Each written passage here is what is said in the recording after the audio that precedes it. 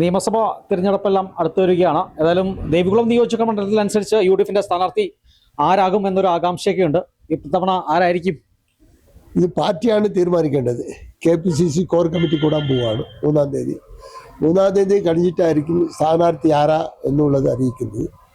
ആരായാലും വെക്കുക എന്നുള്ളതാണ് ഞങ്ങളെ സംബന്ധിച്ചുള്ള മുൻഗണനയുള്ളത്. ഏതായാലും ഈ പ്രസ്തുത പട്ടികയിൽ നിരവധി പേരുകളൊക്കെ വരുന്നുണ്ട്. AK മണിയുടെ പേരൊക്കെ എല്ലാം ആളുകൾ ഉന്നയിക്കുന്നുണ്ട്. അപ്പോൾ അത്രയ്ക്ക് വല്ല താല്പര്യമുണ്ടോ? പേരുകൾ ഉണ്ടെന്നാണ് ഞാൻ അറിഞ്ഞത്. ആൾക്കാരെ എല്ലാവർക്കും താല്പര്യമുണ്ട്. നിന്നാൽ കൊള്ളാം എന്നുള്ള അഭിപ്രായത്തിലാണ് ഇവിടുത്തെ ജനങ്ങൾ മൊത്തം.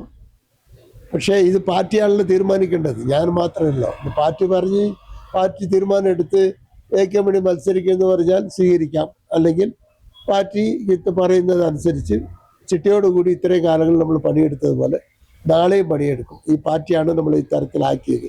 അതുകൊണ്ട് അതിന് പറയുന്നത് പോലെ പണിയെടുക്കും. നിലവിലൊരു ഇപ്പോൾ LDF അനുസരിച്ച് A രാജ തന്നെ നിൽക്കാനുള്ള സാധ്യത കാണുന്നുണ്ട്.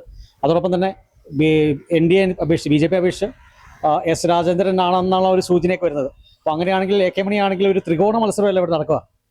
ത്രികോണ മത്സരത്തിൽ ഇപ്പോഴും അങ്ങനെ നിൽക്കുകയാണല്ലോ. കഴിഞ്ഞ പ്രാവശ്യം ത്രികോണ മത്സരം ആയിരുന്നല്ലോ. BJP മത്സരിച്ച്, പിന്നെ CPM LDF മത്സരിച്ച്, UDFന്റെ ഭാഗത്തിലുണ്ടായിരുന്നു. അത് ഇപ്രാവശ്യം ഉണ്ടാവും, സ്വാഭാവികമായിട്ടും ഉണ്ടാവും. പിന്നെ കോൺഗ്രസിന് വേണ്ടി വോട്ട് ചെയ്യാനായിട്ട്, UDFന് വേണ്ടി വോട്ട് ചെയ്യാനായിട്ട് ജനങ്ങൾ താല്പര്യം കാണിച്ചാൽ ആര് വേണി നിന്നോട്ടെ, നമുക്ക് എന്താ കാര്യം? നമ്മൾ അന്നത്തെ പറയാൻ പറ്റില്ലല്ലോ.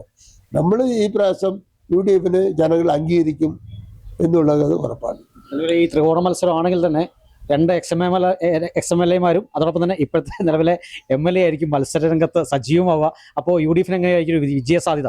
3 പേരും XMLA അല്ലേ. ഈ അറിയിച്ചു കഴിഞ്ഞാൽ പിന്നെ 3 പേര് XMLA-താണ്. അങ്ങനെ ആണെങ്കിൽ നമ്മൾ ജനങ്ങളാണ് തീരുമാനിക്കേണ്ടത്, മണിയല്ല. പാർട്ടി പറയുന്നത് അനുസരിച്ച് പാർട്ടി പറയുന്നു മണിയാണ് എന്ന് പറഞ്ഞാൽ മണി മത്സരിക്കുമായിരിക്കും. ജനങ്ങൾ തീരുമാനം എടുക്കേണ്ടത് ജനങ്ങളാണ്. മണി വേണം എന്ന് പറഞ്ഞാൽ ജനങ്ങൾ തീരുമാനം എടുത്താൽ അത് സ്വീകരിക്കുക എന്നുള്ളതാണ്. ഏതായാലും ജനങ്ങൾ UDFനെ സ്വീകരിക്കും എന്നുള്ള ഒരു വിശ്വാസമുണ്ട്. ദേവികുളം നിയോജക മണ്ഡലത്തിൽ UDFന്റെ ഒരു വിജയസാധ്യത കാണുന്നുണ്ടോ?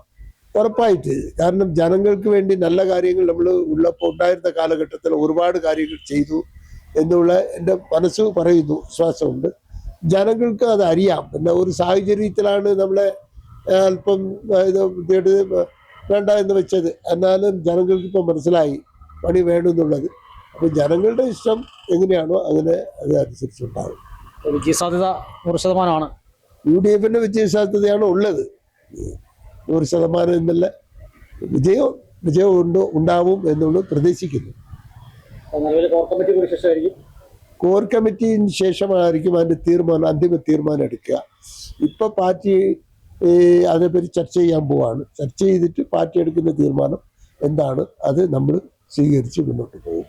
ഏതായാലും കോർ കമ്മിറ്റിക്ക് ശേഷമായിരിക്കും സ്ഥാനാർത്ഥി ആരെന്ന കാര്യത്തിലൊരു തീരുമാനം ഉണ്ടാകുക. ഏതായാലും UDFന് വലിയ വിജയസാധ്യത എന്ന് തന്നെയാണ് XMLA AK മണി പറയുന്നത്. ക്യാമറമാൻ AP രാജയ്ക്കൊപ്പം ബിനീഷ് ആന്റണി, കേരള വിഷൻ ന്യൂസ്, ഇടുക്കി.